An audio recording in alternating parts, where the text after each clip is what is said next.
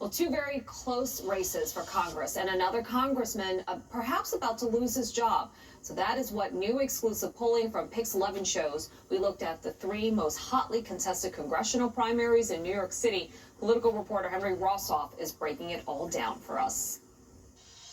Our exclusive polling with Emerson College and The Hill took a careful look at these three deeply Democratic districts where there are competitive primaries, and the winner of these Democratic primaries will be heavily favored to move on and serve in Congress. These elections can also be viewed through the lens of Mayor Zohran Mamdani's political power. In the 10th Congressional District, that's Lower Manhattan and Brooklyn neighborhoods like Park Slope and Sunset Park, Congressman Dan Goldman is well behind in our poll as he seeks a third term.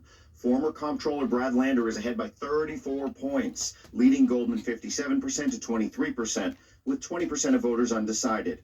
Goldman's team says his internal numbers have things much tighter. The consensus among political watchers is that Lander, backed by Mayor Mamdani, might be ahead, but no one was expecting it to be by this much.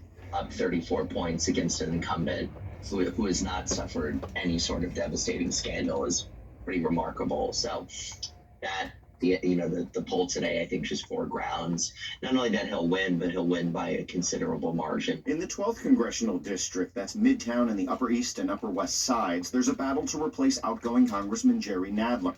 Nadler's protege, Assemblyman Micah Lasher, is leading our poll at 22%.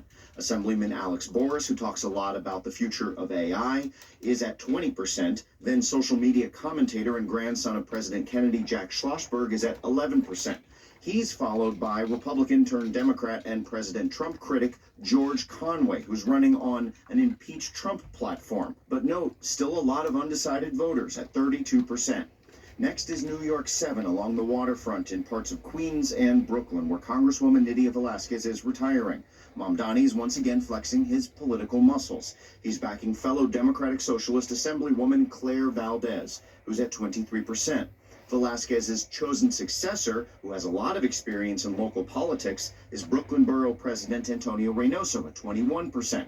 Councilmember Julie Wan is at 13%. Once again, a high number of undecided voters at 43%.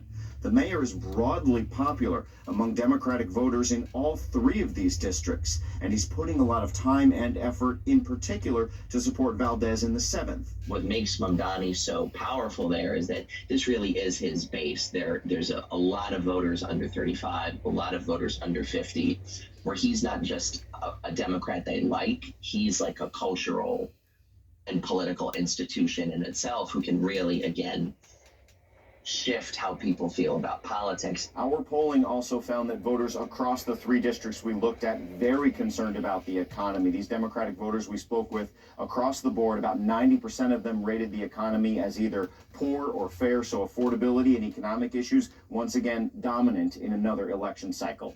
In the newsroom, Henry Rossoff, PIX11 News.